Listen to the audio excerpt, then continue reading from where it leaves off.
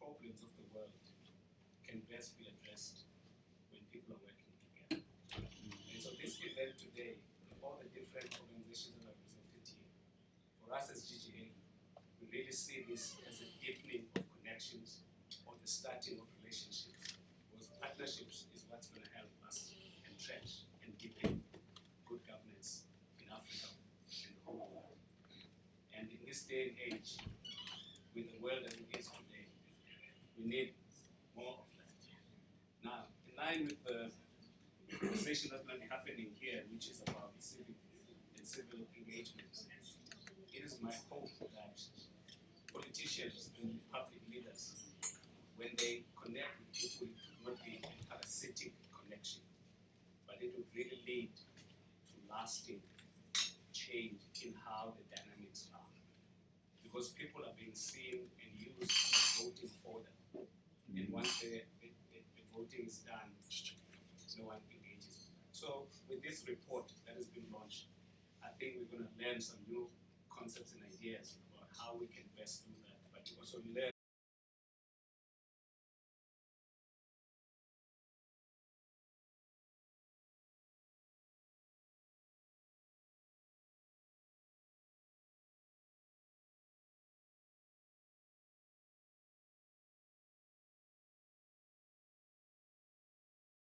people and their leaders should not be parasitic in nature.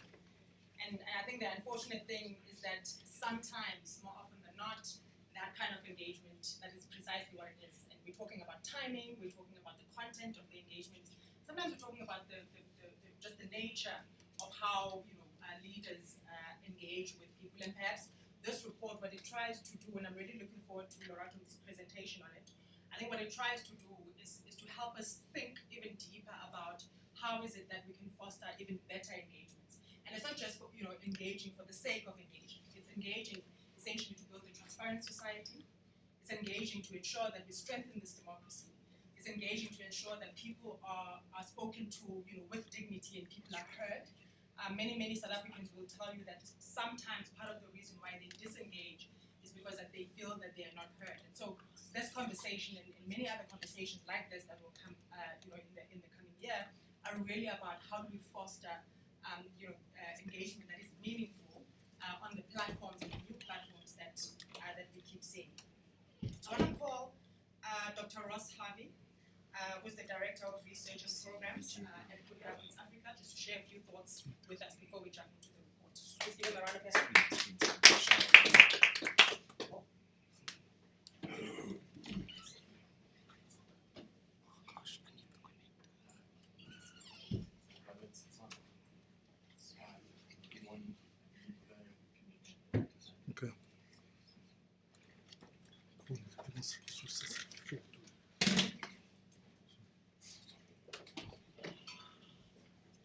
Curse of technology is such that if you have a Mac and it's like operating on a different railway line, like your locomotives don't fit the railway.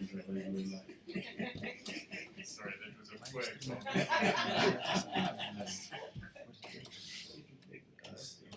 Right. For those joining online, I'm sure you'd like to be able to see the presentation. So I'm just waiting for a connection, but I'll jump in so long. As Patrick rightly said, our vision at Good Governance Africa is to improve citizens' lives through strengthening governance across the continent. You can see that here on our banner. We envision a continent in which poverty is eradicated, corruption is destroyed, the rule of law deeply embedded, and broad-based development is realized. In other words, we need to move away from jobless growth. I'm an economist, so you have to forgive me for starting there. Now, our mission at Good Governance Africa is to influence policy and empower citizens to achieve our vision. And we do this through offering products, services, and experiences towards that end. And we're deeply excited with the partnership opportunities presented here today, as Patrick has already indicated. We are guided by 5 unique differentiating values: independence, incisiveness, integrity, courage, and credibility. and we believe that those values are something we want to see exemplified in our electoral culture as well. And so please understand that my comments about the locomotives were apolitical.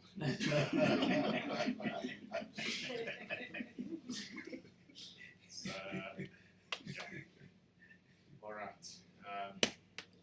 So the title of my talk is that good governance empowers citizens to deepen democracy. What we're here to talk about today is very much that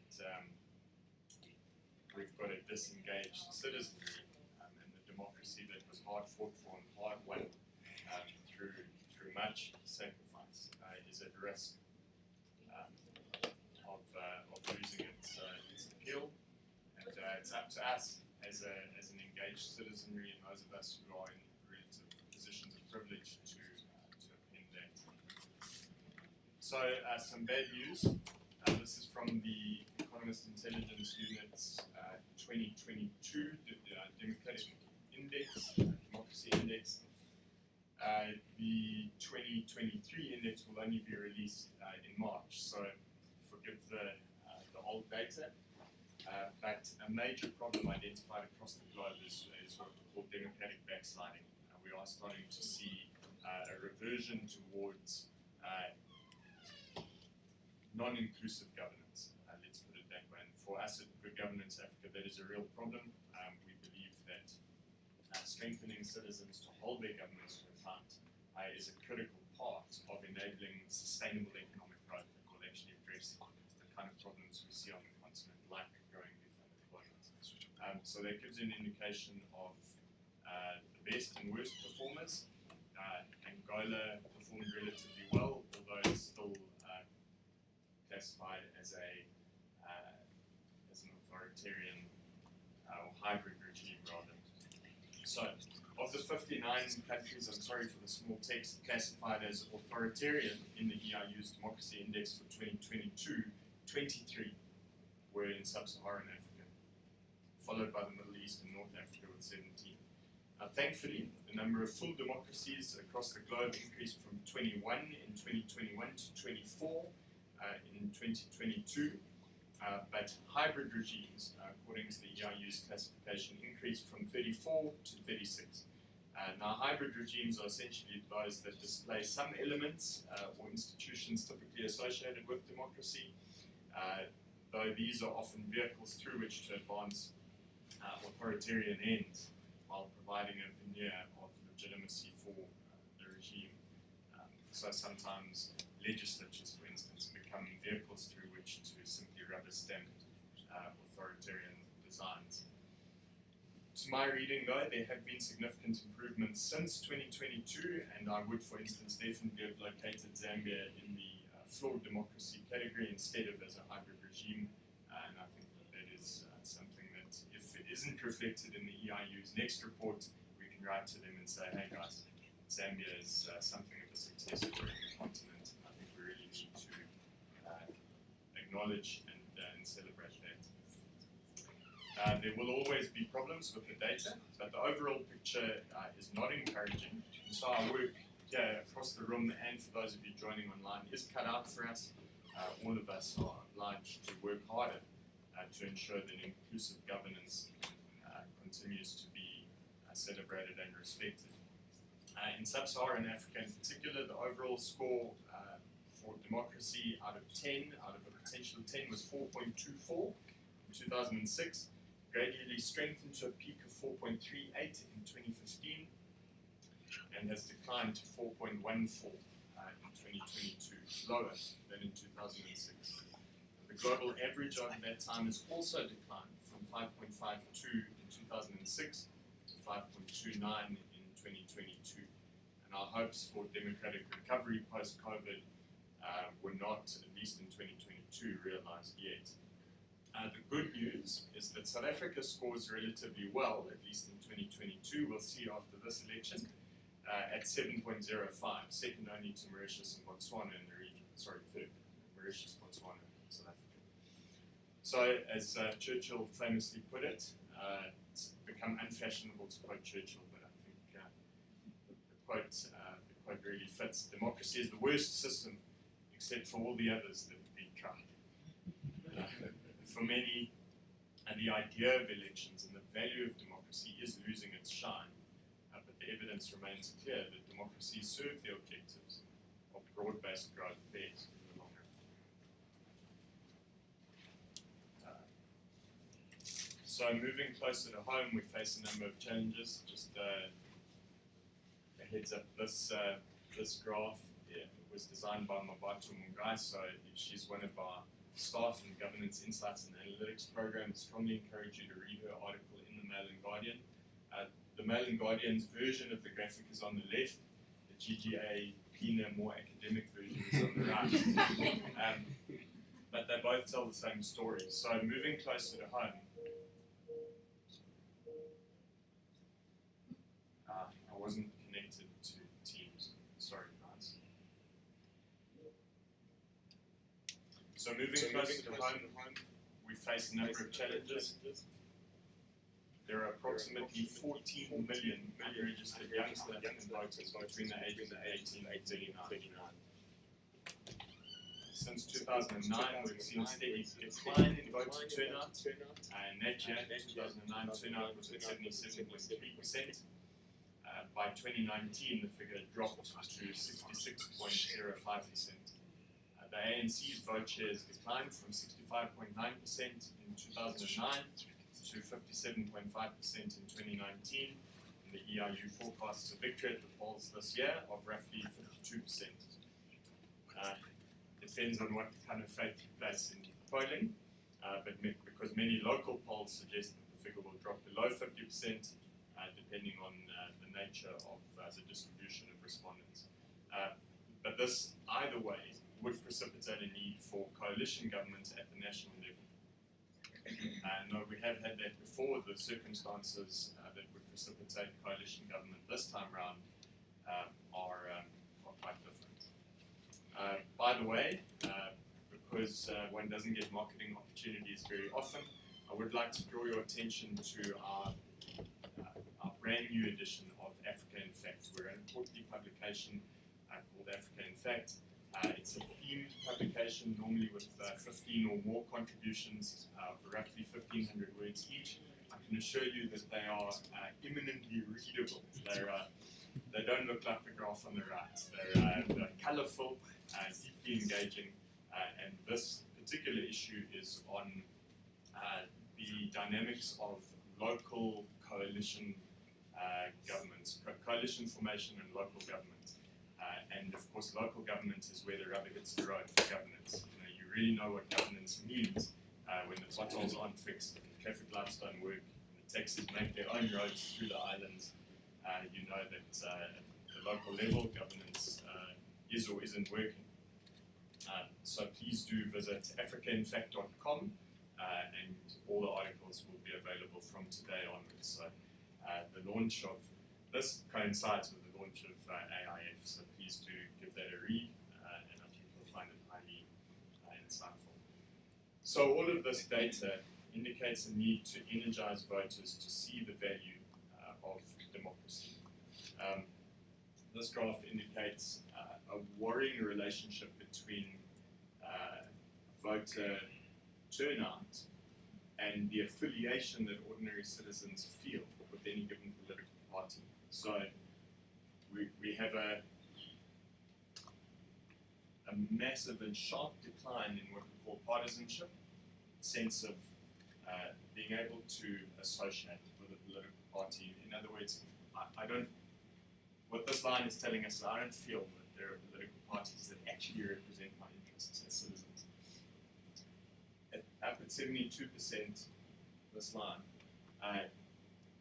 are the number of respondents, the proportion of respondents in the latest round of the Afrobarometer survey who say they're willing to forego democracy for the sake of improved material well-being.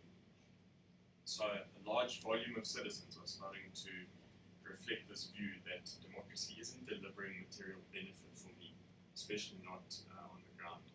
So, as I said, our work is cut out for us. All of this data indicates a need to energize voters to see the value of democracy, given rising levels of dissatisfaction with an apparent lack of accountability We have elections, we have expensive institutions like the Zondo Commission, but little obvious repercussions for those elites who commit wrong at the expense of citizens. So, is it still worth having the vote, especially given the apparent success of countries like China and Rwanda that do not entertain democracy or democratic institutions? The short answer, in my humble opinion, is yes. As the graph indicates, as this graph indicates, you can see the correlation, if not the causation, between simultaneous governance strength on our y-axis and citizen strength on the x-axis. Now, just briefly, we've called this our governance coefficient. It's very academic again, but the basic upshot of it is that these two relatively independent arms of governance, government effectiveness and citizen strength, working together create a narrow corridor in which economic dynamism can flourish. So, it's not a perfect measure of material well-being, but just on GDP per capita, and I want to thank Pranesh Desai sitting in the back there for this graph. What you see is sustained economic success as a function of citizens being able to hold their governments to account and governments actually delivering services. Where you don't want to be is out here or down here. So, there are a number of ways we could have presented the data, but the point remains that countries which do best economically typically exhibit not only effective states, but also a citizenry equipped and willing to hold their governments to account. There is also clear econometric work now that demonstrates a causal link. So it's not just a happy correlation. There's robust academic work strongly suggesting that democratic transitions that endure cause economic growth. And as an economist, I'm loath to use the word cause, but I have it on good authority, and the econometric models whose maths I can't emulate, that I have to trust is reliable. Okay, so built on decades of data and econometric regressions, our theory of change is derived from the work of economists Darren Asimoglu and James Robinson. They propose that state capability and citizen strength need to work together, arm in arm, to produce a narrow corridor, a window, if you like, in which economic dynamism can thrive and drives broad-based development. And this is essentially what they call a red queen effect. You're running to stand still. You can't have one develop without the other, otherwise you land in trouble. If you have an effective government at the expense of citizens' ability to hold governments to account, you're in for a hard landing. On that note, Patrick mentioned some of the things going on in the world. In my view, China is in real trouble, in large part because of citizen suppressing policies. They're not doing very well on the x-axis, and economic decisions that proved unsustainable.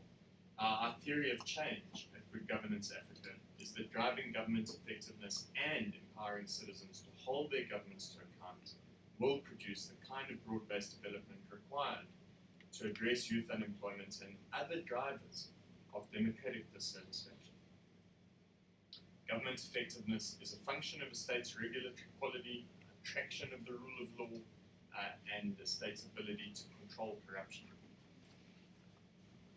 In turn, citizen strength is a function of the extent to which civil liberties, such as freedoms of expression and association, are respected, and the quality of the electoral system. It's for this reason that I've called this presentation Good Governance Empowers Citizens to Deepen Democracy. We've got good evidence at the local level in South Africa, for instance, that well-governed municipalities are strongly correlated with higher voter turnout and lower levels of violent protest. So that gives you a good indication that at local level, where government is effective at delivering services, citizens tend to be more engaged and will engage in democratic means of protest rather than violent protest outside of the stipulated democratic order. But we cannot focus only on improving governance institutions to improve effective service delivery. We also have to work hard to demonstrate to citizens that actively engaging government and keeping them to account is a privilege worth fighting for. it is deeply concerning to see the levels of voter apathy rising in South Africa. One can fully understand it though, and no one should ever be forced to vote, in my view. However, the vote is one formidable expression of citizen voice that exists. Of course, encouraging people to vote does not solve the problem of citizens feeling unrepresented or alienated by the major parties. But that is not an argument against democracy, it's actually an argument that we need to get better at equipping citizens to create their own platforms for engagement in between elections and develop effective mechanisms of holding elected elites to account. So a major part of our drive at GGA is to ensure that not just that we increase voter turnout, but actually that we engage citizens to engage their governments in between elections. That's critical. So, at GGA, we believe it is important to work both upstream, for instance, to effect policy changes that will result in a more politically accountable electoral framework, and downstream on the x-axis, for instance, to empower citizens to vote and develop an effective voice for engagement in between elections. In the end, government effectiveness at the expense of citizen voice is a recipe for long-run disaster, and citizen strength without a capable and effective state may produce chaos. So, while I believe that it is true that good governance can empower citizens to deepen democracy, it is also true that empowering citizens through democratic institutions can deepen good governance. This creates a virtuous cycle in which state capability delivers services for citizens, and citizens ensure that the state is held to account at the ballot box and between elections. This was the vision of our Constitution, and it remains the responsibility of all of us in this room to uphold its values as our primary guiding institution. In closing, I'd like to again draw your attention to our latest edition of AIF, which serendipitously is launched online today. And I also want to again thank Sowetan and Decode for this partnership, and I look forward to hearing from the rest of our speakers. Thank you very much.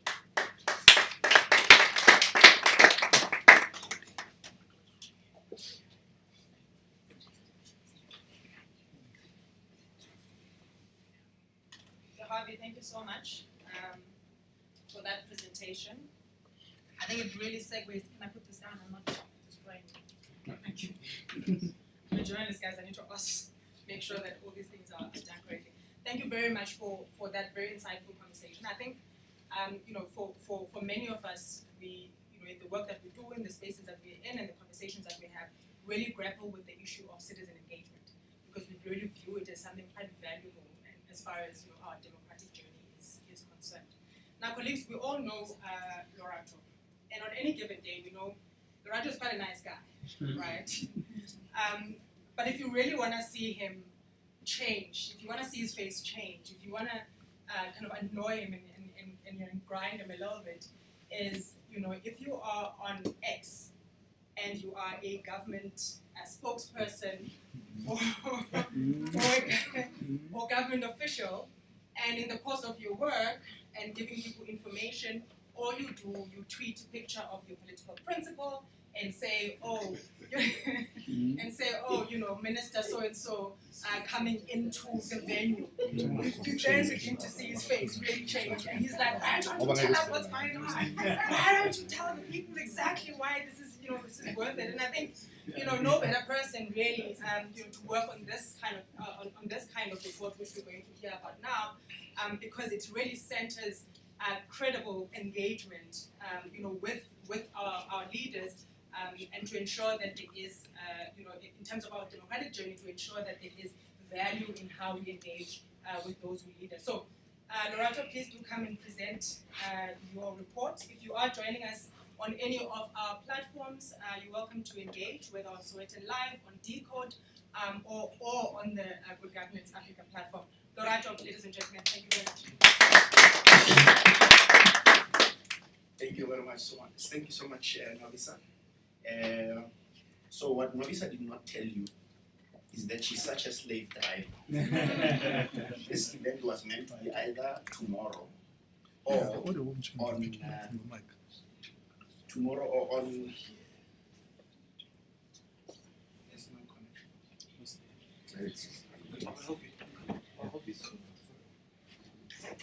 So it was meant to be either tomorrow or Wednesday. For presentations. But not, and the reason tomorrow or Wednesday is because 45 years ago today, in a rural town in Taung, this young man was born.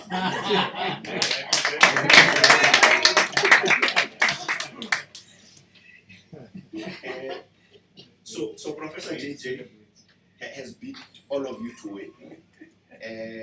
I accept e-wallets, but I also accept gifts in books. So the first gift has arrived. Thank you so much, Professor JJ.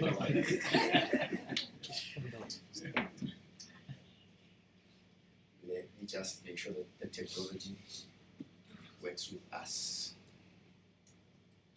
So while the technology works with us, and thank you so much, Dr. Ross, because this presentation, so much segues into a lot of what you've been raising, right?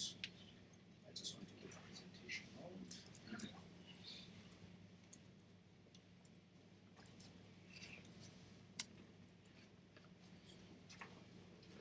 Please hold on. It's too late now. Anyway, while they're fixing the technology, back in 2013, while working with Professor Jiji Taban when he was running another PR firm, Orosoho Holdings, I got introduced to a concept called Open Government Partnership.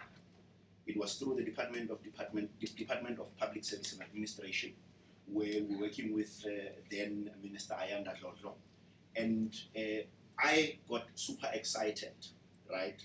That in fact there is this kind of course it's it's an initiative of the African peer review mechanism, where it's really about ensuring that governance is done in such a way that it's inclusive, right? Where the connection with those who govern and the citizens is something that is not a do it if you will or do it if you want, but there's a proper framework that ensures that there's accounting mechanisms that are in place. Of course, over time I've been following it, right? And when COVID happened, one of the things that intrigued me was how, in fact, maybe before I move there. So one of the things that is amplified, particularly around the open government partnership, is the role of leaders in ensuring that citizens feel included, but importantly, that they ensure that the accounting mechanism and being accountable is something that is intrinsic in the systems, right? And of course, 2020 happens. We are all locked down, and we are all locked down. One of the things that we see is that there seems to be some sort of trust in government in particular, right? Because government is now doing something absolutely well, right? It's a public health crisis. They're communicating, and there seems to be a communication in concept, right? And as they communicate, a lot of people, of course, are frustrated. Whether the issue is the fear of losing livelihood, whether the issue is just issue of freedom of movement, because other people, unlike a lot of us who are in this room, and some of you who are on the stream, right, do not have access to many rooms, right? So there were those frustrations. But even with those frustrations, a lot of these people, found, or at least made it a point that they listened to government messages and they complied to a great extent. And that is why the study in particular. Another reason why this study, so every year a lot of PR practitioners and communicators who are on stream would attest to this. There's a barometer called the Edelman Trust Barometer. It comes out every year. One of the key focus points there is a lot of the things that are, that create anxiety. And you look at these things, and that is why, the partnership with GGA and the Sowetan, right? So if you think about the audience of the Sowetan, these are people who wake up every day, do things as they would, whether it's going to work, going to school, going to, universities and the likes. And they are concerned with a number of things, whether it's, if you're in tertiary institution, access to the next opportunity, which would be a job, or maybe, doing an honors or whatever the case may be. And this demonstrates to a great extent how fearful people are, right? Of course, another interesting thing then is that, so if you think about those government leaders, 2020, around April, May, June, July, trust levels are higher. But when you look at 2023, they are the least, government leaders are the least trusted people in the country. By the way, so the Edelman Trust Barometer surveys 28 markets in the world, and South Africa is the only African country that is surveyed amongst the 28 markets, right? And I'm still on why this survey in particular, right? And then the issue of divisive forces. So if you think about the 350 odd political parties that have been registered currently, the biggest chatter is really around how people seem to be divided because of interests, because of issues and many other things. How can we forget one of these moments that almost literally broke this nation, but it was all through communication means, right? So somebody who's very smart, understands the value of strategic communications, understands that if you can literally just find your way around the technologies, but also find the fissures in society, you are then able to get into them and create this kind of issue that we saw with Bell Pottinger, and thank God it is no more. With this background, one of the things that we've been doing, Decode has been in existence for the past 11 years, and the observation has been that a lot more often, citizens actually want to feel that politicians, public representatives, actually feel the things that they feel. So think about, and it's a very unfortunate incident, right? The Minister of Transport, she's on the N3, and then she is robbed at gunpoint. That is the fear of a lot of South Africans, if not the experience of a lot of South Africans, right? The sentiment was that, yeah, so she deserves it, because they do not know how we feel, right? And that is why we then did this, or at least our motivation has been around this study to say, in fact, you must recognize that South Africans who are citizens, they want you to demonstrate that when there's load shedding, if it's stage 6, it affects you as much as it affects me. But how do you do that when we know that you are insulated? How do you do that when, on a random Sunday, driving down the highway, some chap in a polo, is being rammed off the road by the motorcade of the deputy president, and they are, almost beaten to a pulp, right? But by the and with absolutely no justification. And those who are younger in the room, I see a lot of you are older. I know those who are on screen are a lot younger. they know the last line. This is a line from Jay-Z's song. He says, "Check the scoreboard, numbers do not lie." And what am I talking about, right? Last year, so every year there's a digital report that comes out. It should be due sometime next week, and the GCIS uses it a lot as well as a source, right? This is absolutely critical. So 70% of South Africans are using, or who are over the age of 16, are using the internet to read the news that are in the Sowetan and many other publications, right? More interestingly, right, close to 50%, right, literally use social media for reading news sources. A lot of the older folk believe that social media is for goofing around. Social media is for posting when you are yawning and the likes. And a lot of institutions, fortunately, particularly government institutions, they've gotten a grasp of the value and importance of social media. Unfortunately, not all of them, right? This next slide, absolutely critical, because somebody would be asked, and we get asked this a lot. This is our fourth report, right? Why Twitter, right? When, for instance, when you look at the graph, when you look at this, when you look at this table, it tells you the most engaged platforms, right? Twitter, because one, its algorithm is configured such that it takes news. So if you look at, just go on any given day, journalists are likely to use Twitter to do live updates, whether it's a court report, a Senzo case as an example, or even a press briefing at the union buildings. But and most importantly, so again, besides algorithm, right?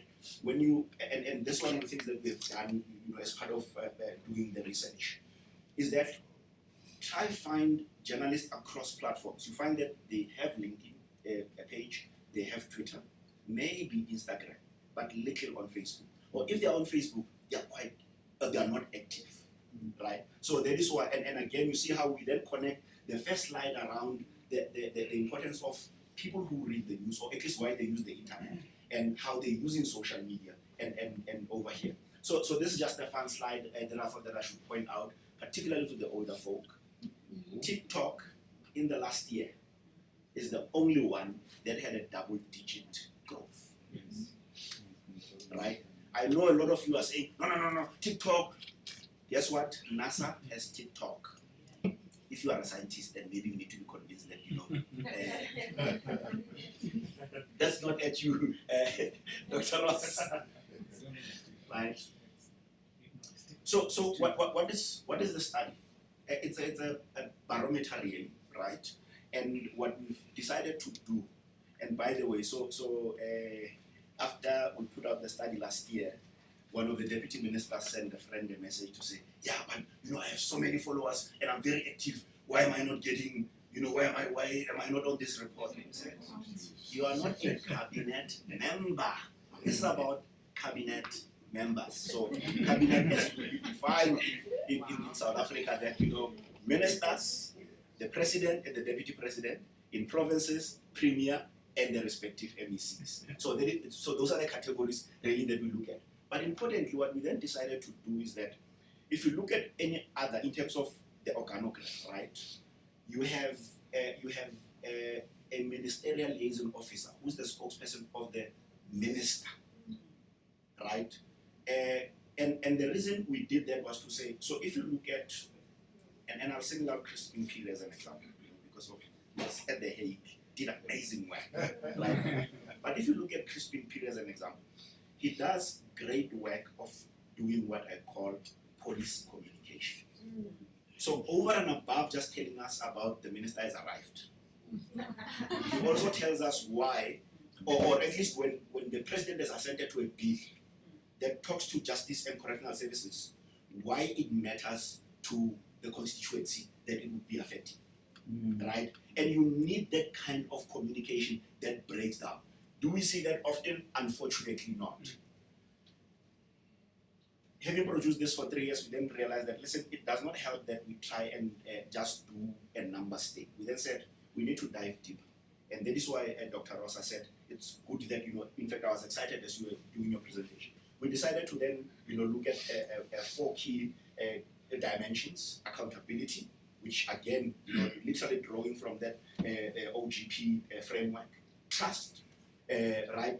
I started with the issue of trust, talking to that report; humanization, and here really, it's really around them. So if you think about how Minister Bekele, the Minister of South African Police Services, right?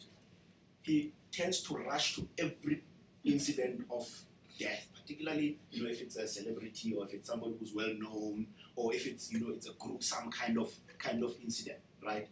That part, I imagine his communicators say that it's part of humanizing him because you appear empathetic, right?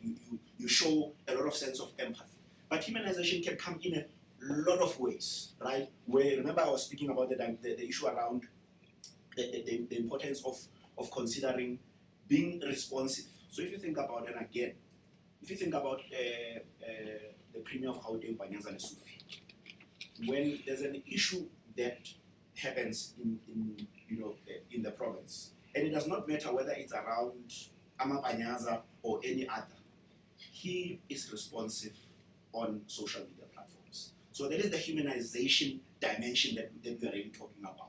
And I'm rushing through so that I then get to the findings. So one of the first findings is that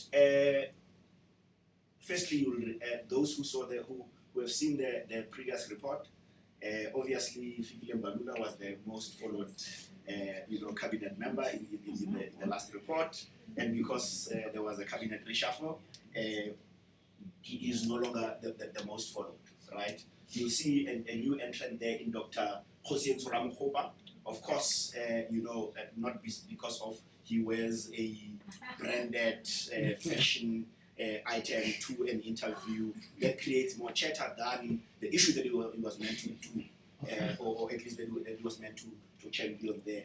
Another new entrant would be Sihle Sigalala, who was leading when he was the premier in KwaZulu-Natal, of course, right there, right? And if you look at, and again, one of the things that, from a numbers point of view, so we're comparing and contrasting two periods, 2022 and 2023, right? And our report is, the data that we've collected, based, and again, when you read the full comprehensive report, you'll read about the methodology a little bit more in depth. We're looking at the period from the 21st of December 2022 until the 31st of December 2023. You'd see some of the cabinet members would not have had a huge increase in terms of percentages, but in terms of numbers, it would be significant. And the president is one of those in particular. So the president would grow by around 60,000 followers, when somebody would have grown by about 500 followers and he's at 25% increase. So the percentage does not necessarily correlate that the higher the percentage means that the bigger the growth. It's just when it is compared to the previous period, there's that difference. And then an interesting key finding, right? What we did was to, remember we've now decided to improve our methodology. We then took the topmost engaged and topmost followed cabinet ministers combined, in province and national, and Panyaza Lesufi right there in the middle, right? But interestingly, not only is Panyaza there in the middle by way of numbers, in terms of engagement, in fact, him and the president have the most engaging accounts. But here's an interesting thing, right? The reason the president has a lot of engagement, guess what? It is because of the Monday newsletters. In fact, so the president, unlike Panyaza Lesufi, he does not respond to what we call tweets or the people on X, right? But the president generally on Mondays, there's a spike in terms of people wanting to engage on this newsletter. Of course, because it's agenda setting. So even if you were to juxtapose it against media platforms, you realize that it does exactly that, right? And then of course, no wonder that Minister Lindiwe Zulu has the most, or from a sentiment point of view, has the worst kind of sentiment, right? At 70%, that's 69.8%, right? And if you think about it, there's a number of things, right? So you have the issue around, the grants. People are not paid their grants, and all that she appeared on TV was she just then gleefully said, yeah, the system is offline, right? But when you look at that, so one, she has the lowest numbers of followers on X. She does not engage on X, right? However, she gets the most engagement in terms of sentiment. So your absence on X does not necessarily relate to the conversations and not happening. Then when you look at the cabinet members as spokespeople, right? Liran Zutemba is up there as the top. She's the spokesperson for Minister Bekele at police. Of course, her benefit is that she moved from a newsroom. She had a huge following, worked with it, but importantly, she does the Lord's work if you compare her with a lot of other government communicators and spokesmen.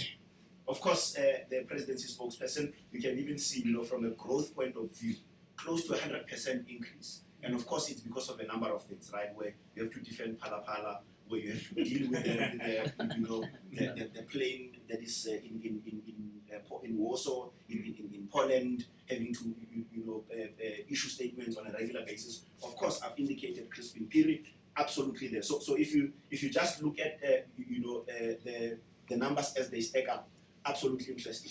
And here what we then did was we then looked at because these government leaders and spokespeople don't exist in isolation, right? They exist within their portfolios that they oversee.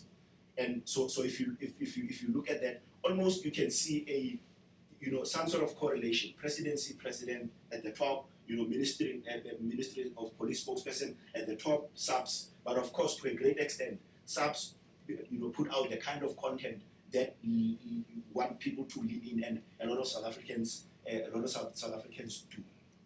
Then the interesting finding, in that top 20, Minister Naledi Pandor came up tops for a number of reasons. So you'd remember during the BRICS summit, she literally almost dealing with the issue of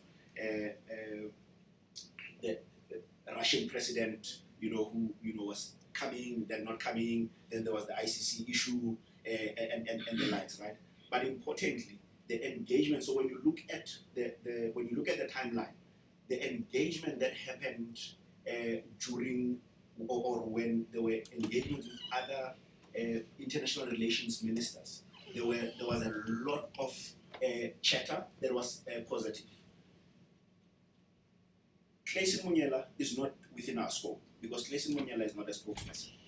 He is the head of international diplomacy at DERCO, right? But Clayson Munyela has come up to be one of the most helpful, most responsive, most in every way, right? Of course, from time to time, he butted heads with the tweets. But what we're able to see in terms of just when you're looking at when Naledi Pandor comes up, what else comes up? And Clayson Munyela was there at the top. Of course, energy dominated the charter and in terms of the provinces, Banyaza Lesufi, no wonder there she's leading. Of course, we then have a few. So the only other two premiers there is Alan Winde and Oscar Mabuya in the Eastern Cape. Interestingly, he is the only one in the rural provinces, and the rural provinces, Northwest, Northern Cape, Eastern Cape, and Limpopo, and Mpumalanga, right, who ordinarily have relatively higher engagement on X, whereas all the others do not necessarily, see Twitter as a useful tool for citizens' engagement. Remember, we started with those 4 dimensions. So when you're looking at these dimensions in terms of how, and again, so if you look at President Cyril Ramaphosa, on accountability, the reason that he gets, a low rating, it is because, well, his account would put up, and it does not have to do with the issues of governance, but just more on the performance of the communications on X, right? So projects a lot of communication. No, so there would be, somebody would be asking a GM question and there would not be a response, right? Yes. That is somebody who says that I am not accountable to anyone. I do one way speaking and that is it. But we've also seen that is how he communicates anyway.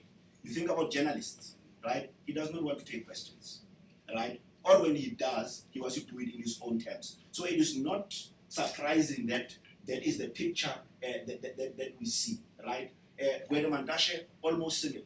But what has been interesting with Gwede Mantashe, and this is another curious thing. So what Minister Gwede Mantashe of Mineral Resources and Energy does is that, firstly, somebody in their wisdom, how Twitter has changed over time. One of the things that have happened is that there are 3 different check marks to show that you are verified, right? The blue one that you have and you pay for it. there's the gold one that is for mainly corporates and organizations, and then there's the grey one which is for government, right? If you compare Minister Mandashe and Minister Chabeni, they both have grey marks. But Minister Chabeni never used the account to tweet ANC stuff. So the question is, somebody's paying for this grey check mark, right? And the minister is using it both for the ANC, which is party political activities, to communicate and talk to his constituency, which is this small. This is the 60 million people of South Africa, right? And again, it's that's part of the accountability where we talk about it. Of course, Panyaza Lesufi comes out tops in many ways, not only because he does everything right? So if you think about that statement that he made in one of the halls about ESCOM bills going to be scrapped, and that was absolutely irresponsible for any leader, right? However, he was being able to respond to citizens on Twitter. So there's almost a point where he draws the line to say, I will engage you, but if I see that you're not listening or not hearing, I will engage no further. He will engage you, but if he realizes that you are a vile human being, he will stop engaging you. So the point really is that there's a good sense of, because you are a citizen, you deserve to be spoken with and engaged, and that is why you have that. Some observations, and I'll just run through those. So this is that period that we're looking at, right? 21 December 2022 to 31 December. The sentiment for President Ramaphosa had been negative throughout, except that blip there, which was during the BRICS summit. And the reason there was that, it was because of the Indian president. Immediately he made changed the decision, because remember there was the thing that he was going to be on Zoom or online.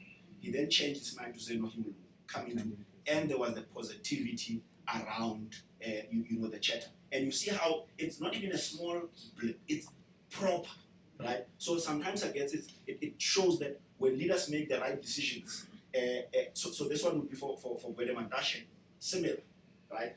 But when you look at the graph, always negative to a great extent.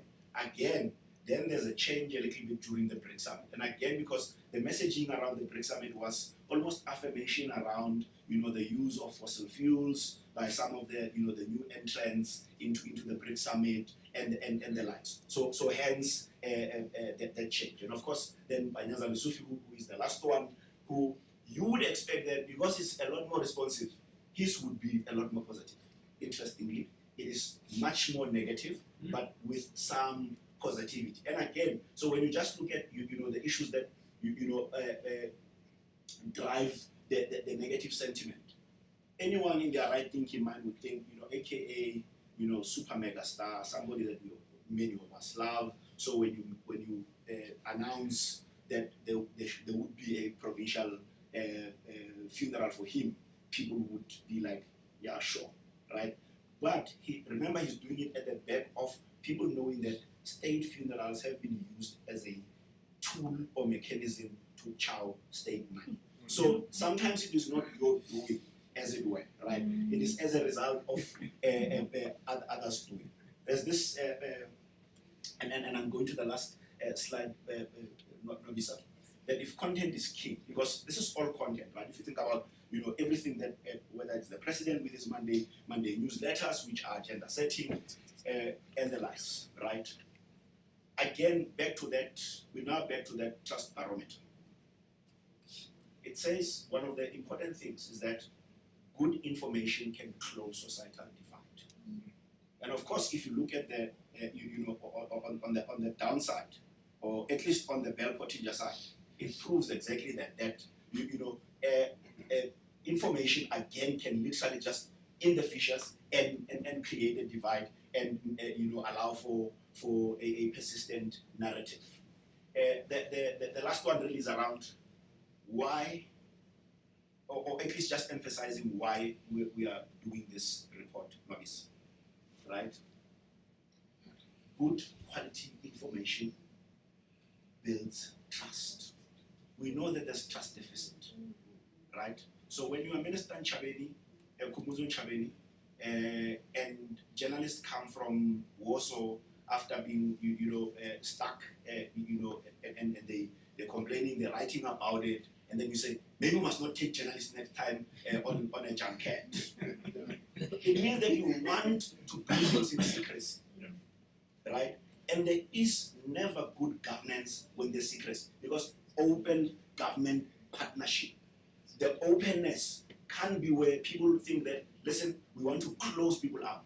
The report from the digital report tells us that close to 70% of people utilize the internet for reading the news.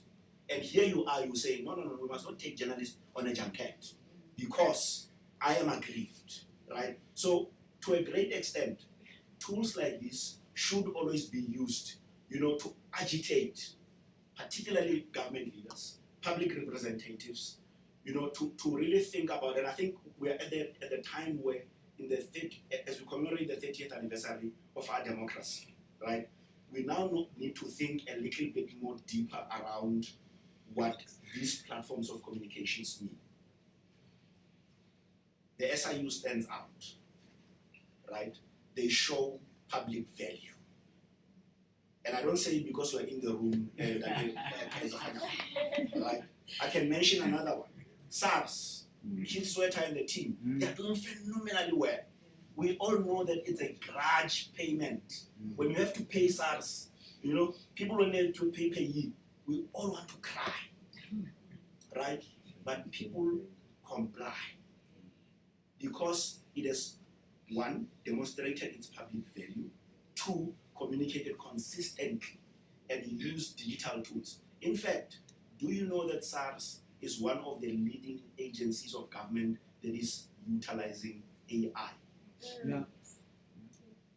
Right? So while people are thinking, no AI, they've been utilizing AI for a very long time. They are pioneering with AI. And the point is that when there is capability, when there's leadership that makes the right decisions, but accepts and acknowledges that these things are not for us. A lot of the government leaders, unfortunately, they think that these things are for them. But they're about us as citizens. Our job is to agitate as practitioners, communicators, as activists, civil society, to ensure that citizens are engaged, citizens know what they ought to know and what they need to know. Thank you so much.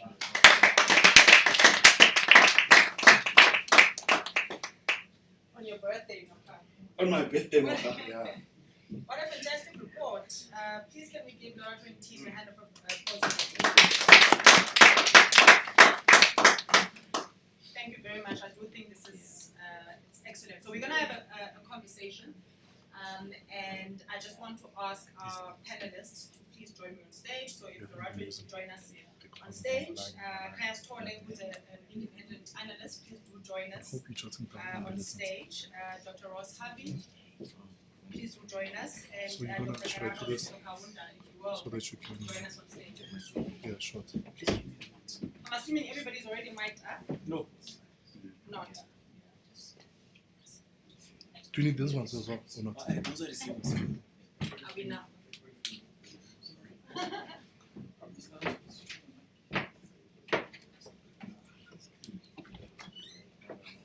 So I was No. Yeah. getting everybody Put the mic'd up. The nature of this conversation, colleagues, is really interactive, and I'm really hoping that, with the report that we've seen, I can appreciate that, people have not necessarily read it and dug into it. However, just with the high-level sentiments that have been shared, I'm hoping that you can share perhaps, each of our own experiences from the different spaces that, that we operate in terms of how we engage, with government leaders, how they engage, how we perceive the level and the quality of engagement, particularly on the platforms that have been discussed here. So perhaps the first question, and I know Lorato, you just spoke now for a bit, but I just want to find out. So, the big theme is obviously trust, right? So I was saying earlier, one of the things I know annoy you is when you see those tweets that say, "Oh, the minister has arrived to do what?" Right? And there seems sometimes to be a gap between perhaps government communicators or even their principals and what the rest of us, the public, actually expect. And I just want to find out in some of your engagements, if you are able to tell, what really causes that kind of gap, particularly in an environment where we're seeing trust backslide, increasingly, in institutions. So what is it that is it a situation of the message is perhaps not getting across to people to say, look, this is how these platforms are not yours. This is how you probably should engage for value, to create value. What is that gap that we are seeing between ourselves and particularly government communicators? Sure. And thank you so much, Nwabisa. So there are a couple of things, right? But I'll just touch on two. The first one is the non-existence of standards, right? So if you think about what I was making an example about, the grey check marks, right? Ordinarily, there ought to be a standard that all government accounts, particularly because X and even other social media platforms such as Facebook, allow for check mark, right?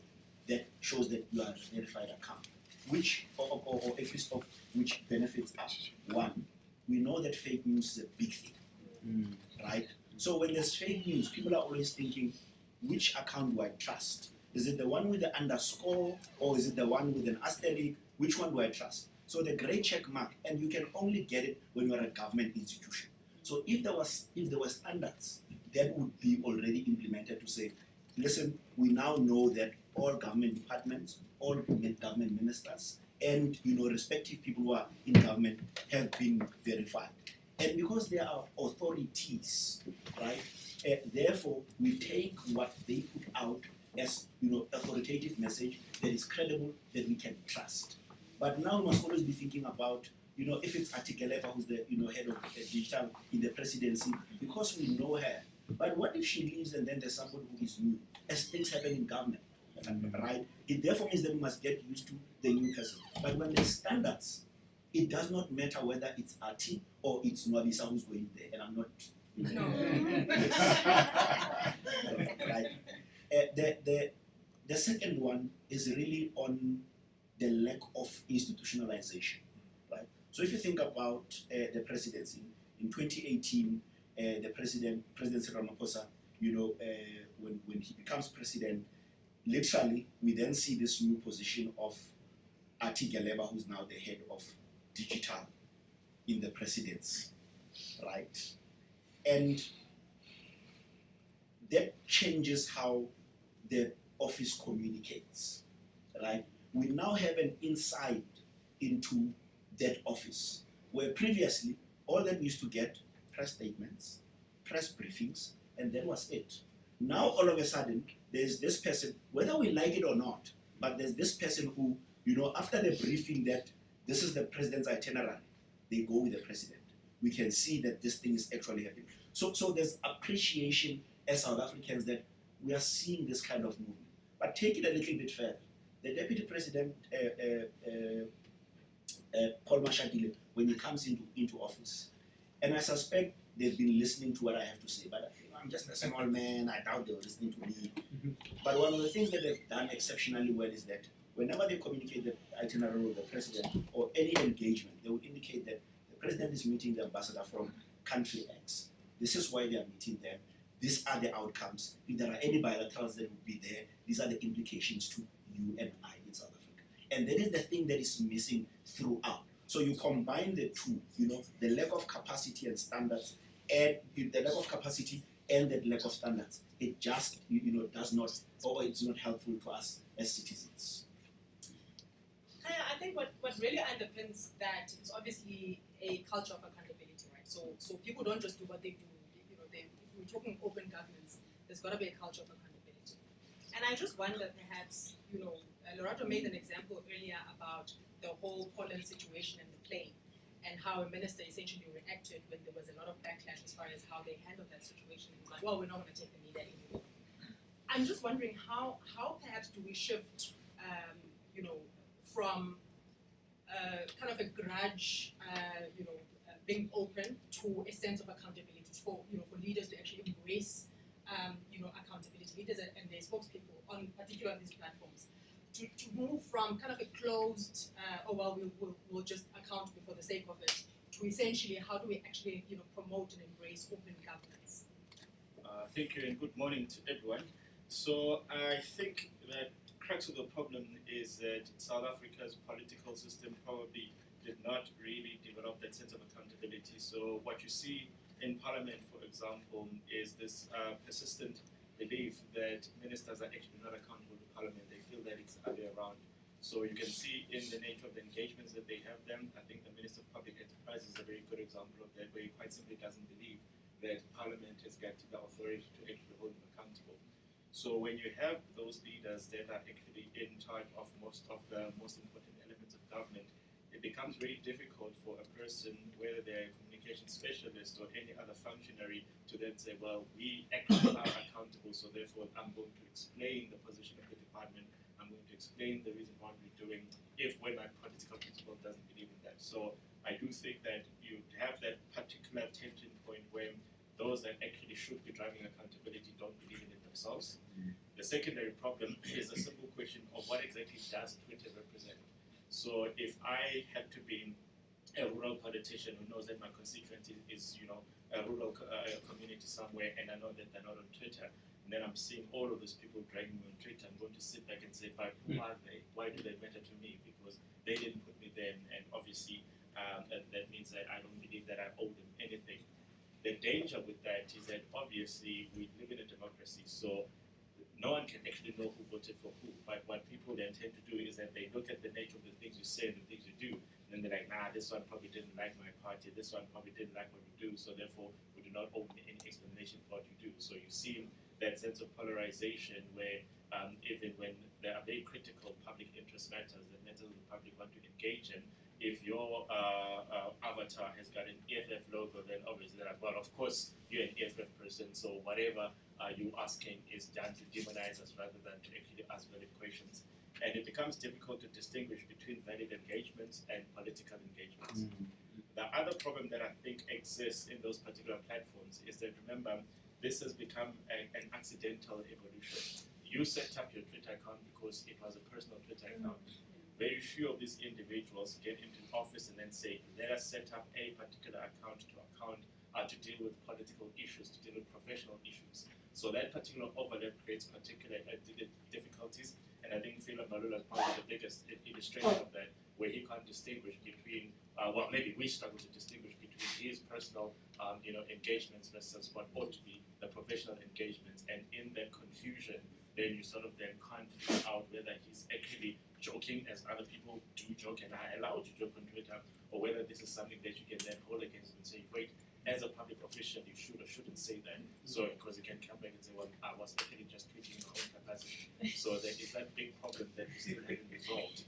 And maybe the question should be, should a person who assumes a political office immediately set up a parallel account that deals with professional accountability issues that is distinct from their own personal account? Because maybe that will make it very clear that no, he tweeted in his capacity as an ordinary citizen, so therefore you cannot drag him for the fact that he was sin kissing a person who wasn't his wife, and then those types of things. So we do have those particular unresolved issues, and it's simply because this really became an accidental evolution rather than a strategic platform that said we are creating this town space, or they call it a town square now, in order to be able to enable this in the form of engagements, in the form of interactions, and until somebody better comes along, another tycoon takes over Twitter and maybe has a much greater sense of responsibility, we're stuck with this problem. Isn't there an ultimate conflation, though? Regardless of the actual, perhaps you've got like 17 accounts or whatever. Lorato is Lorato, right? And I'm just wondering, so if he puts on this platform or on the same platform, if he puts, this joke, if he puts on another, something that's really meaningful, as the public, are we not really going to see him as that person?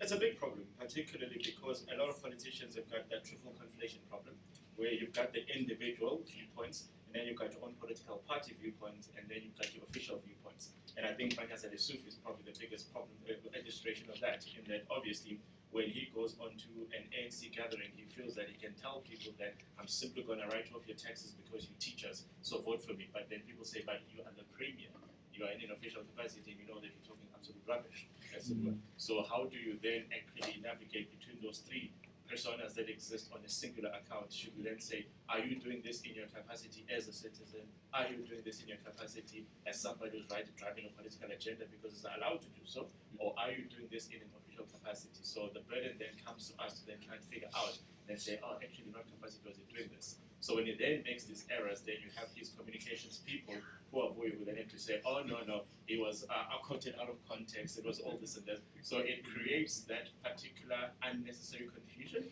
simply because nobody knows where the boundaries need to be drawn. And I think when you have this three-way, conflation, it makes it even more difficult. And these are the challenges that we actually have with how social media become the primary point of engagement without any of the rules of engagement actually being understood. Dr. Grabo, I don't know, Brakeza is here, and I'm going to put him on the spot very shortly.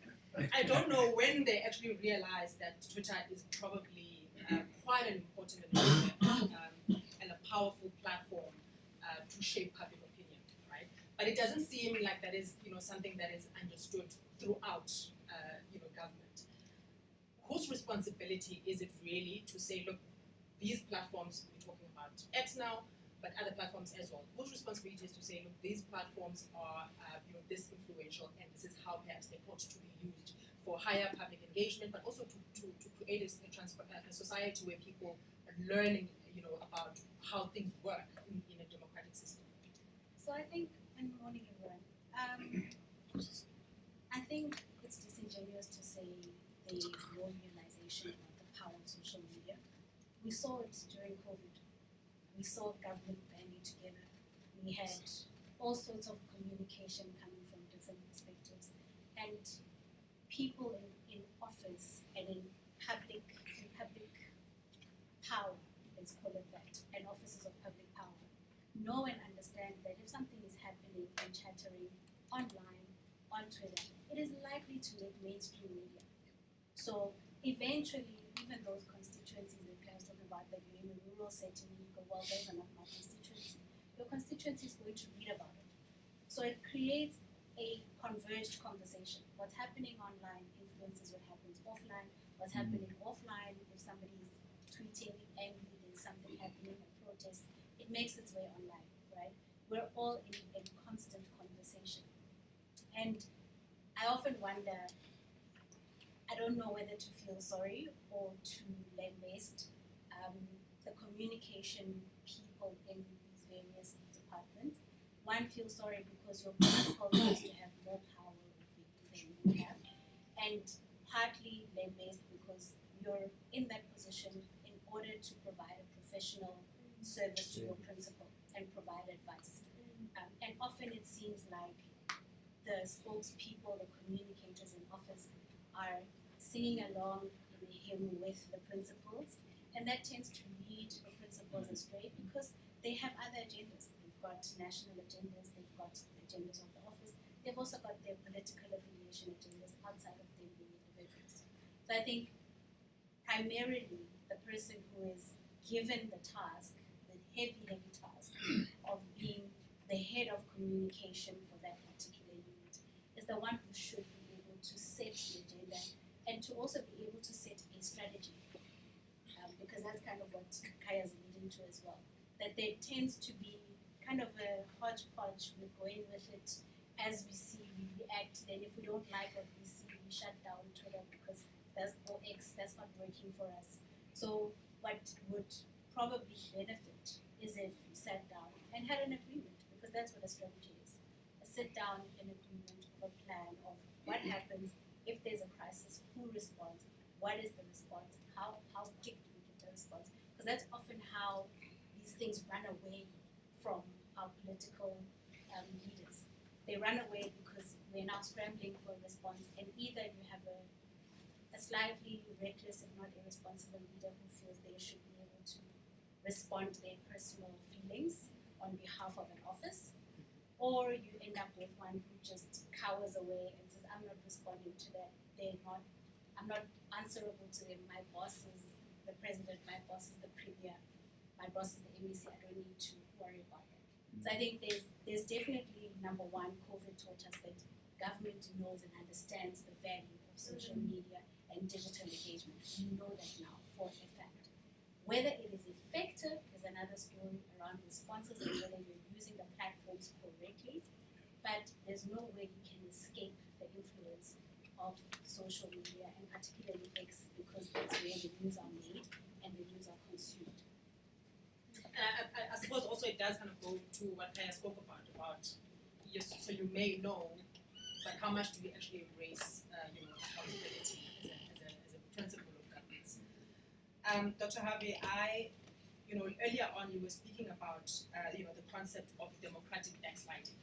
And I suppose, social media like X is probably one of the tools that will be able to kind of measure that. It's not the only one, it's not, the sort of be all end all.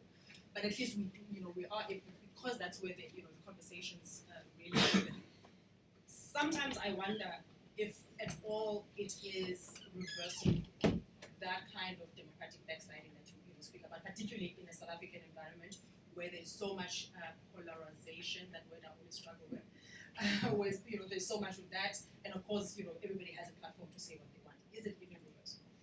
Yeah, that's a great question. I think that it is reversible. I think the point is to make the correct diagnosis. So I think, Twitter is enormously powerful actually as a predictor of what's likely to unfold. I happen to have a friend who started and built a company called Brandseye, some of you might know them.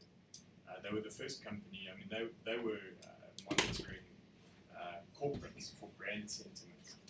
Well, this is quite powerful to try and understand how customers see the engagement with Mercedes-Benz or whoever it was. So they ran sentiment analysis on Twitter and they correctly, contrary to all the polling, correctly predicted the Trump win and the Brexit eventuality. Simply through monitoring sentiment analysis. And in those days, similar to what Lerato said earlier, that there was a sense that our Twitter's not really, or X now is not very representative.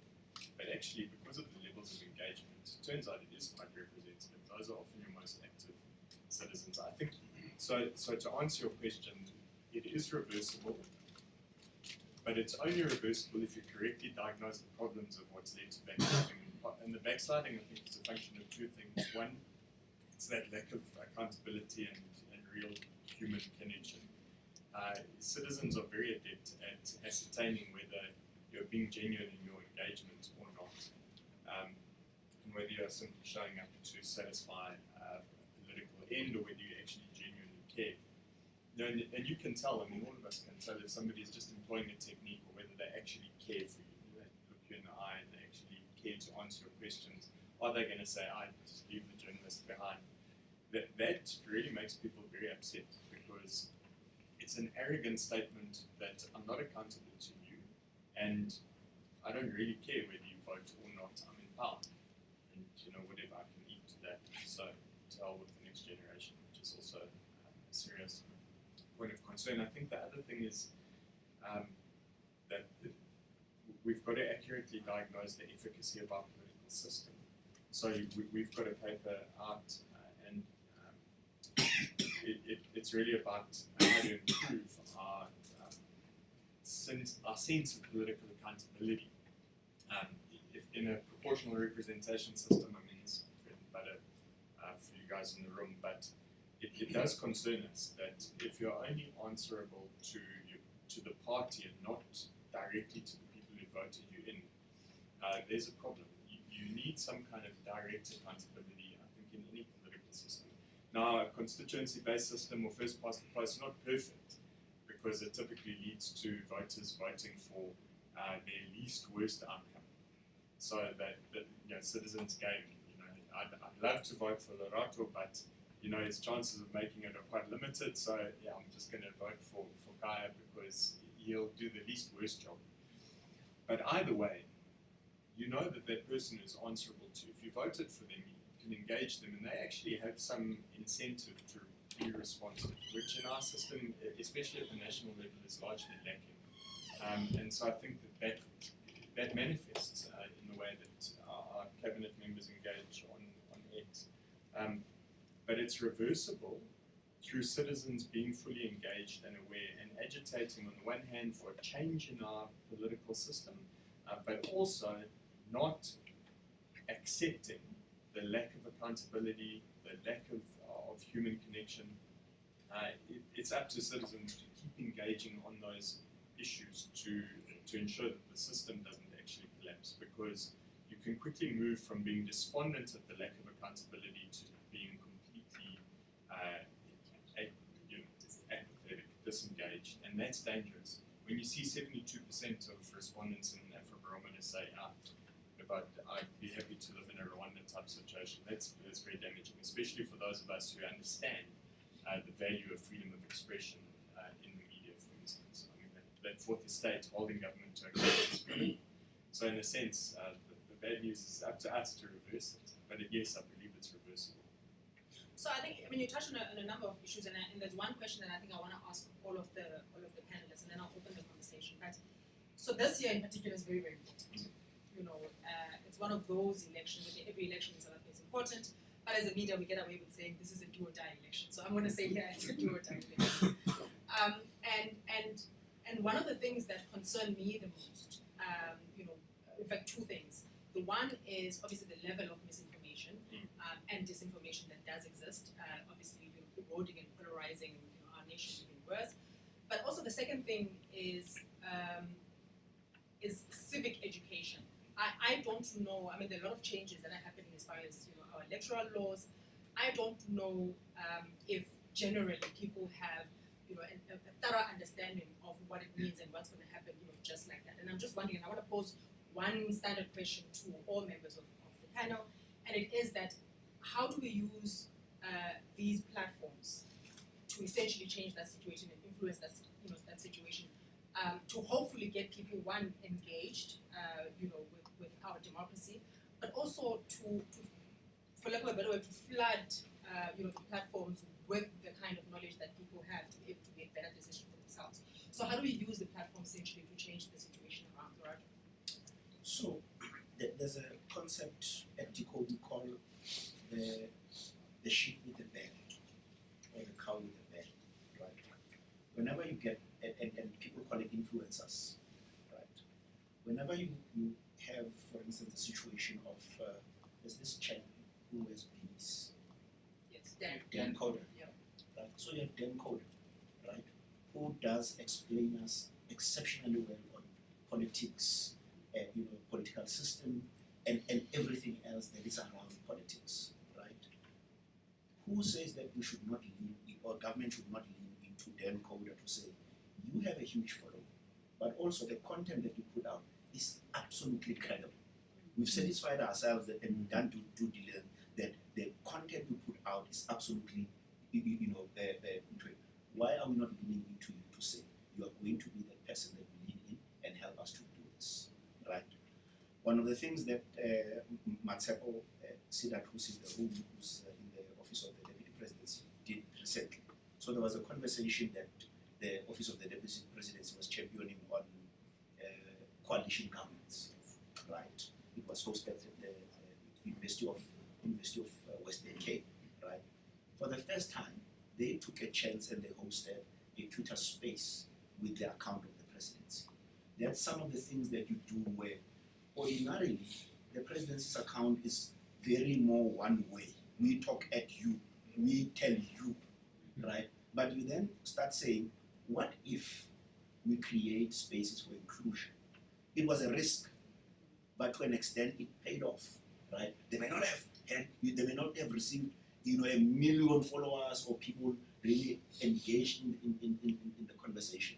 Dan Coder did not start with 1 million followers. He literally grew over time. So there's this experimentation that is required by a government where they need to find ways of, you are not going to do it by yourselves. In fact, I've heard a number of people who say, no, in fact, we must create our own platform and people must get into it. And like, what is this thing about wanting for people to opt into your thing, right? When there are things that already exist. So these platforms exist. There are people that already exist that we should be leaning into, or at least borrowing their credibility because that's all that we are going to be able to do. And you do civic education there. TikTok with double-digit growth. There's another young chap, a young chap who does a lot of political conversations as well, right?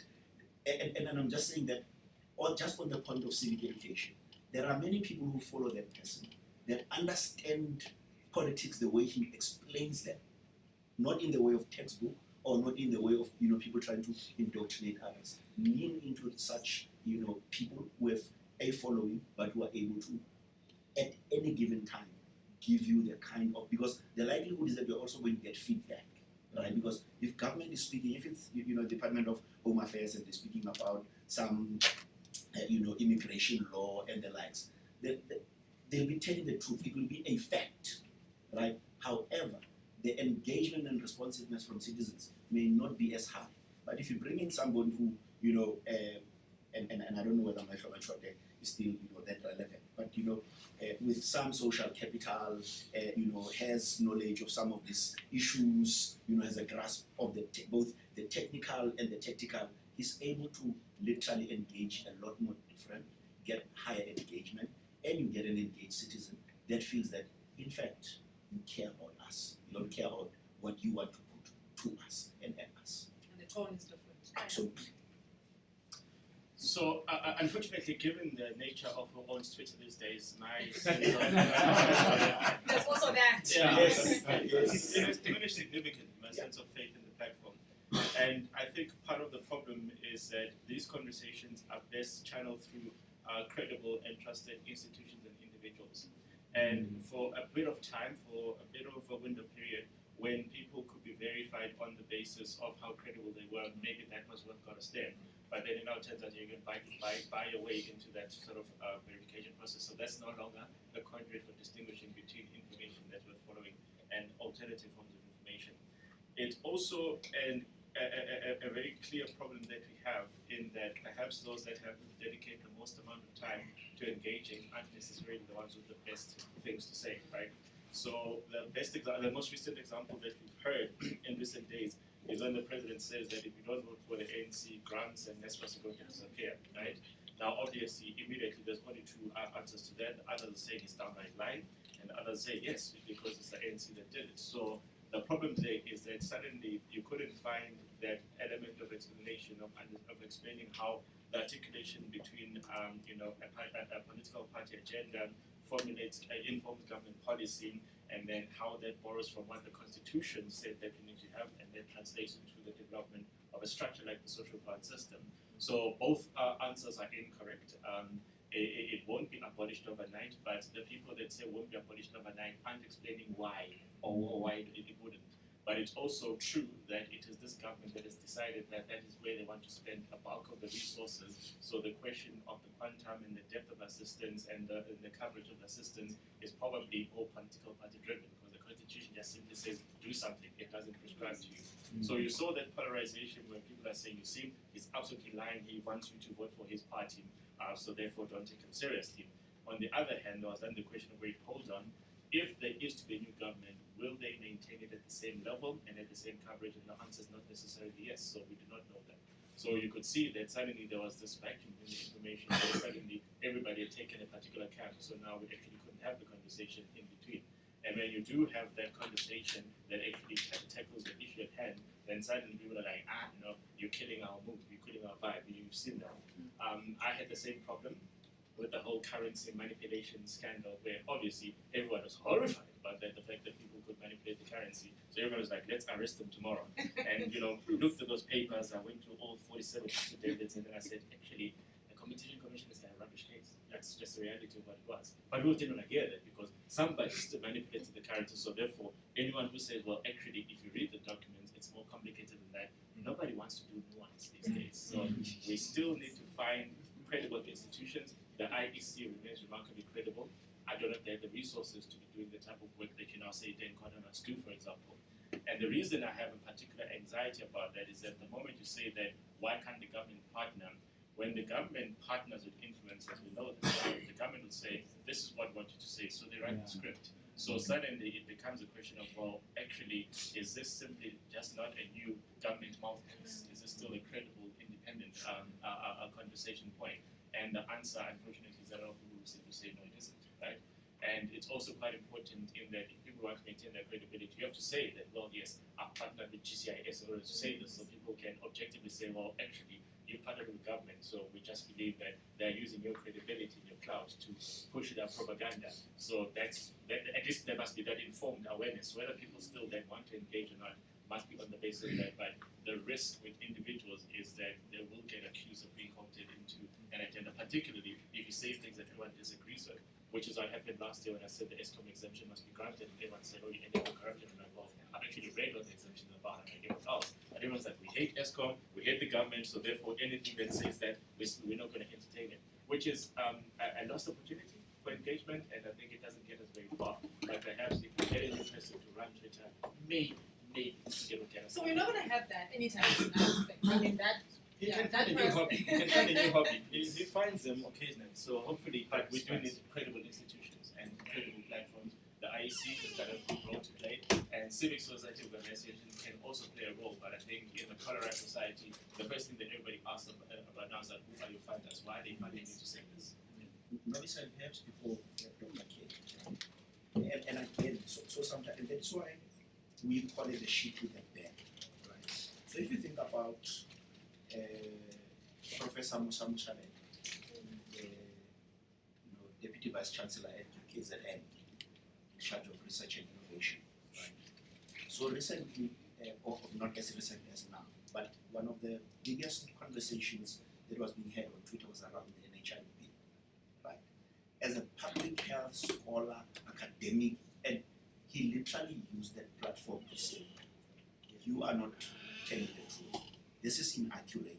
This is false. So I'm saying that there are many of these kinds of people that are not necessarily, people who are on cloud, right? I guess it's more the selection on these kinds of influencers who always have that credibility and they are able to lend the credibility to the messaging. Because what I'm hearing you asking is really around there's a message that needs to be conveyed, right? That the citizens ought to engage with. What would be the carrier, the best carrier? So it's a difficult one. Thank you. But I think I'll borrow from a slide that Norato put up that says content is king, then context is God. I think there are a lot of examples that we've seen now preliminarily from the report of public figures who get it in government, who know how to do it and are doing it reasonably well.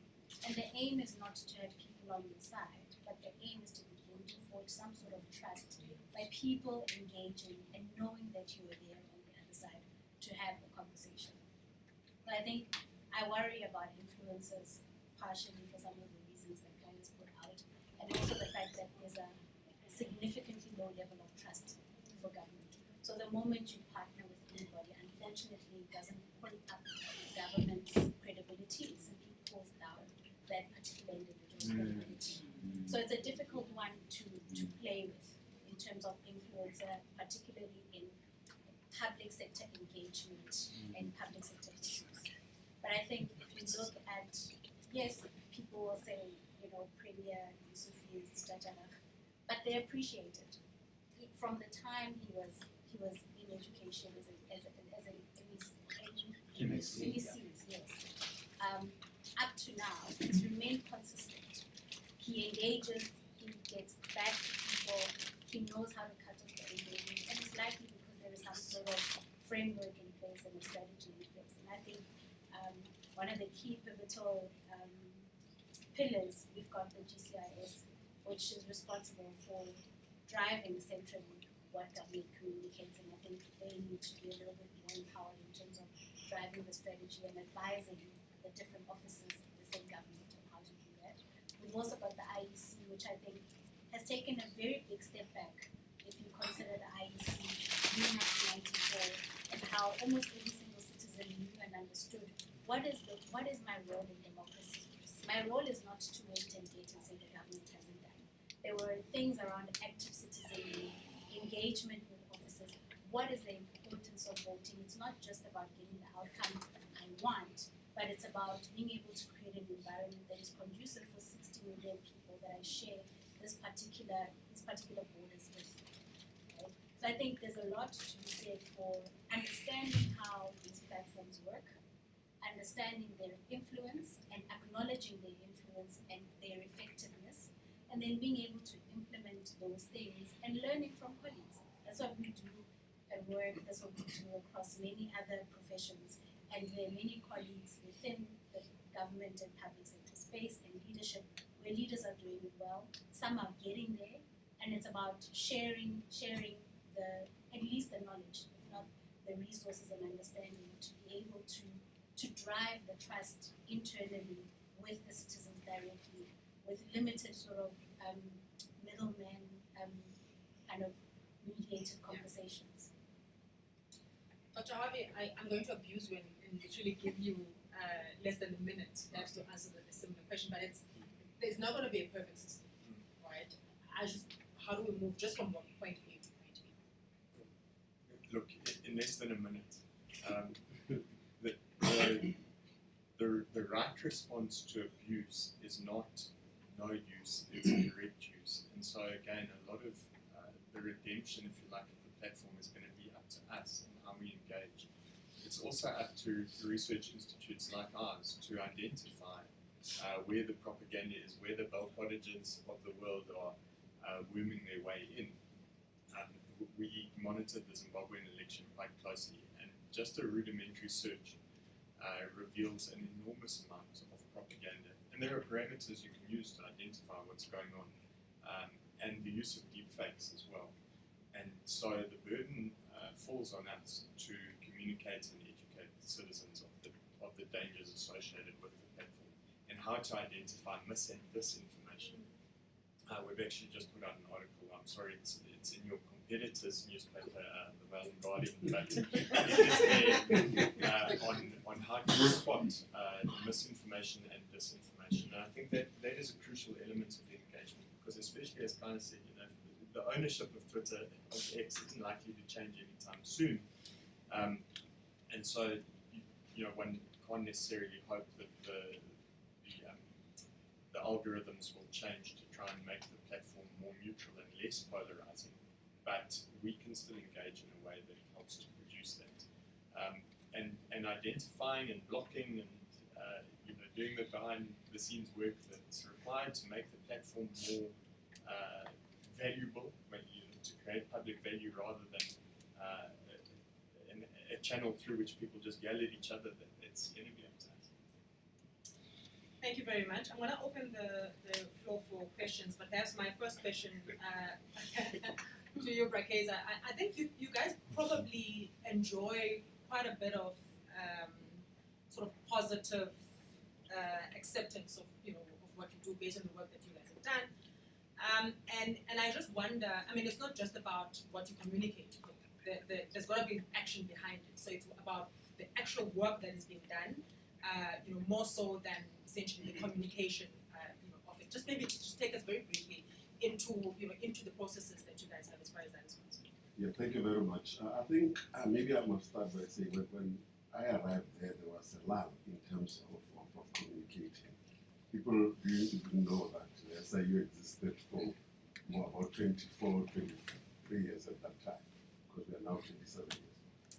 But the issue for us was that there was a strategy behind it. And we started, the boss of the organization clearly said, we need to improve on stakeholder relations and communication. And that was one of the outcomes that he was tracking all the time. That it was a deliberate action. And therefore, we knew that we had to come up and say, what are the issues that the public wants to know? Simple things that happens when you do any strategy, you look at who do you want to talk to? And once you know that, you are able to then say, how do you talk to them?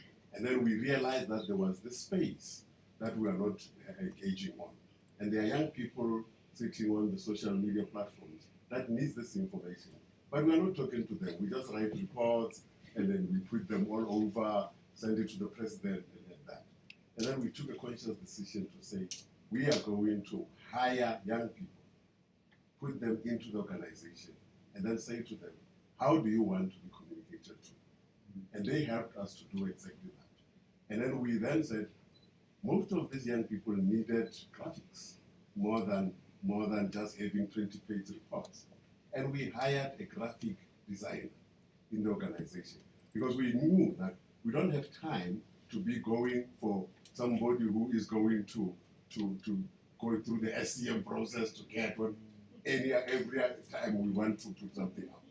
Therefore, we hired these people, put them in there, and then we started communicating. And we said, investigators, sit here, tell us what you've done, and we will use our expertise to put it into a language that the people understand. And I must tell you, it was the most difficult thing to do because investigators, the first thing they think of is, we don't want anybody to know what we are doing.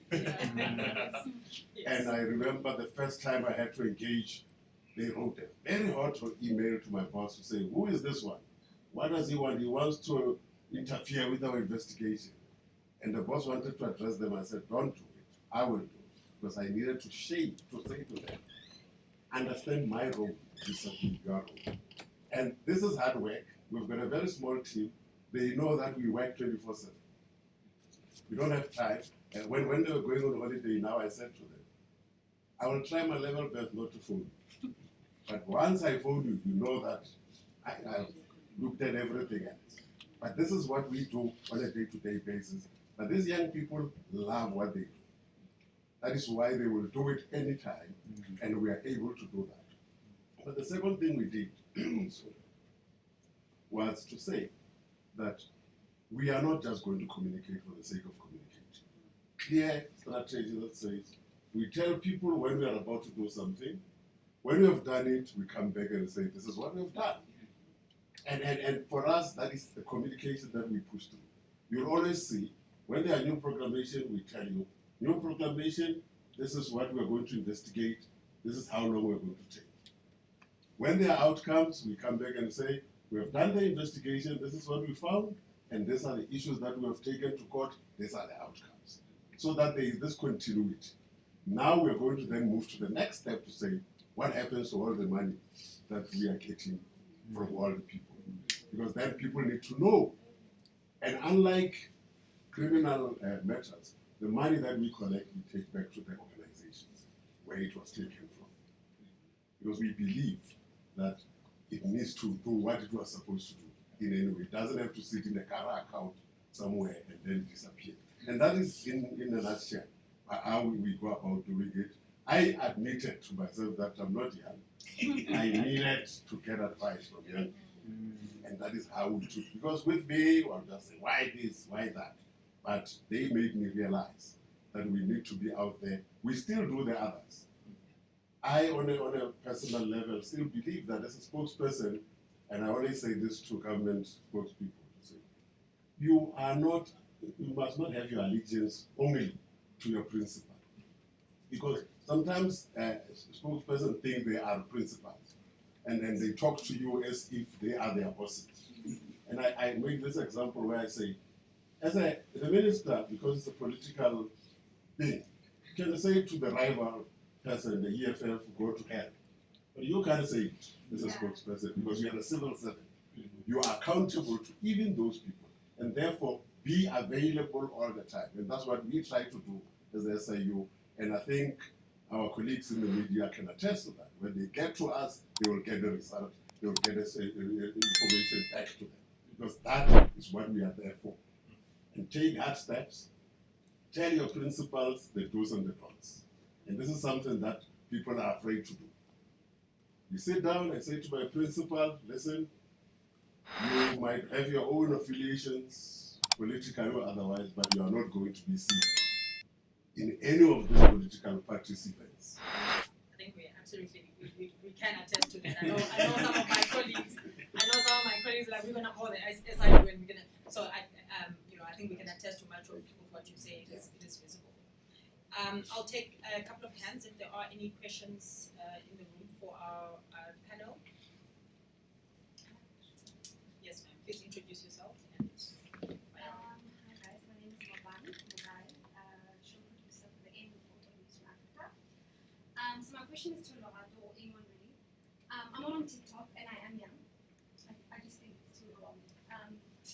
question is, I wonder if, just seeing from the growth, I think we can say that a lot of the older generation is also seeming to be on TikTok. I wonder to what extent we can use that platform, if possible, to communicate some of these messages. It's something that is, I guess, liable. Absolutely. So, Lopan, if you consider, and I encourage all of you to visit the NASA TikTok account, right? You'll recognize that serious scientific, technical concepts can easily be packaged and repackaged in a way that the common man, now has to understand how it works, right?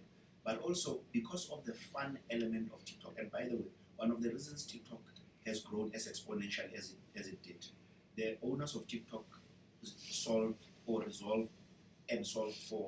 the issue of music rights, right? So you may have seen on Facebook, you post something, a video with music, and then it would say one jurisdiction or the other would not allow for your content to be played. And you never have that with TikTok because they thought about that already in advance, right? And that's why then people are able to do a lot of overlay of the music. But the point really, Lopan, is that while there's a lot of funny, humorous, and playful, engaging content, there's also a lot of serious content that, in fact, ordinary citizens are engaging.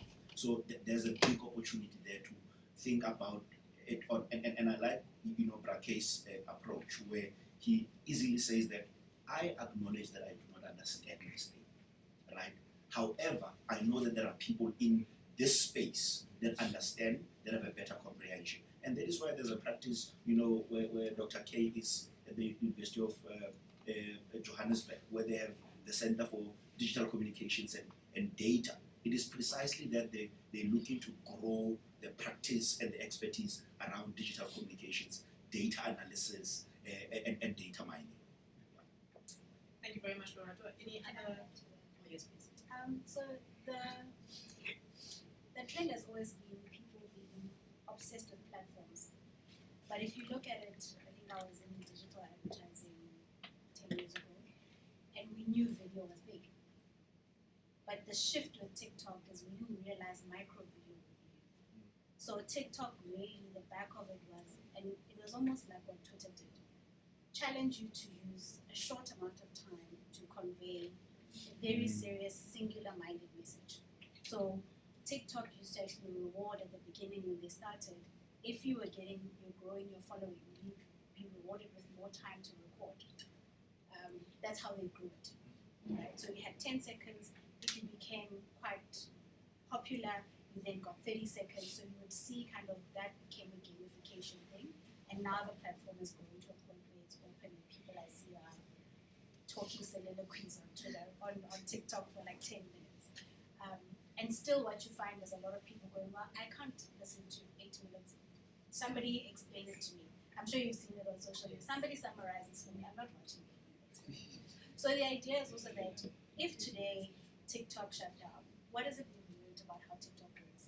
If today Elon Musk, for whatever reason, because we never know and he's unstable, and he just switches off Twitter, what have we learned about Twitter as an engagement platform and how people want to communicate with one another, right? So it's much more around the thinking has to be platform agnostic and more around how is it people are online engaging and what is it that they're looking for.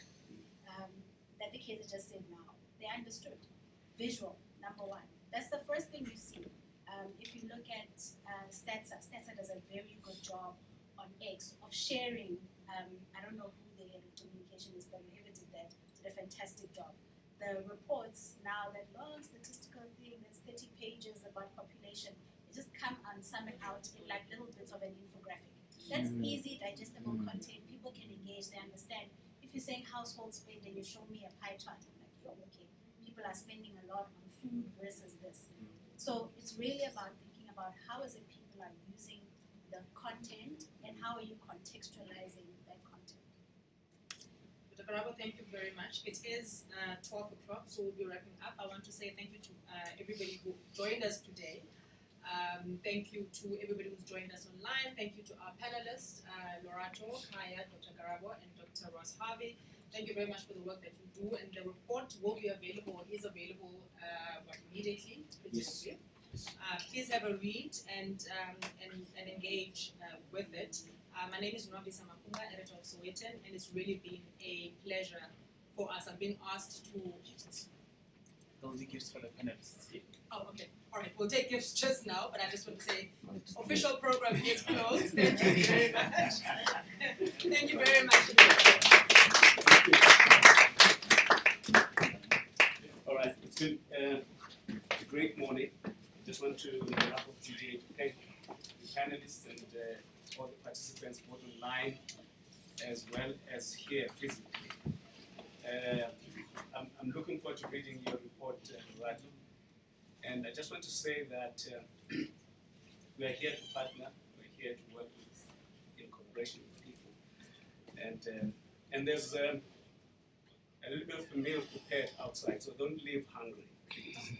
If you step out here, and then there's a room right here, we prepared something. I just need to introduce our chairperson as DJ. There is Mr. DJ. So, there you go.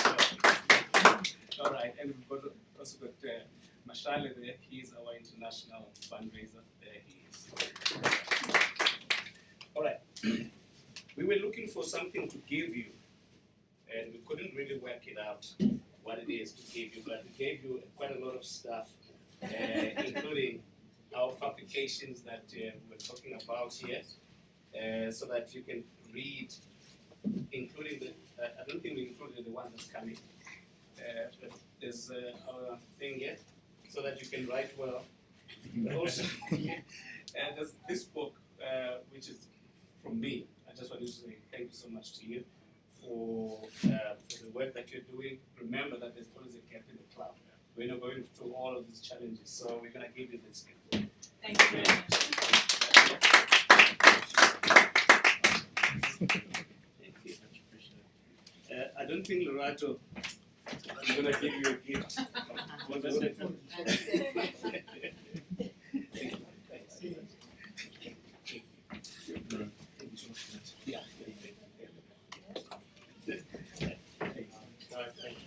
And we have a birthday to sing. We have a birthday to sing.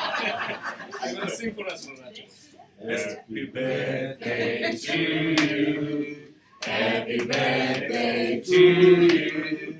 Happy birthday, dear Lorato. Happy birthday to you. Yip yip. Yip yip. Thank you so much. Colleagues, thank you very much. Thank you. Appreciate it.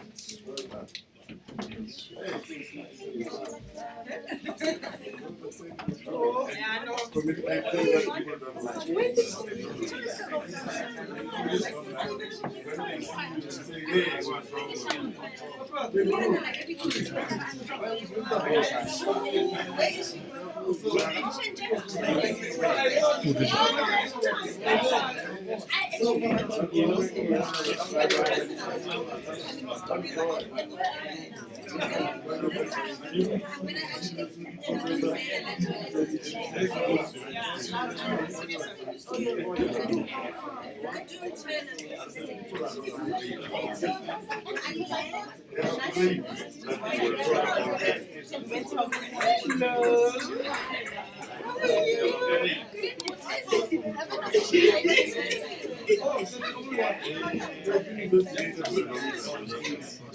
It's pretty cool.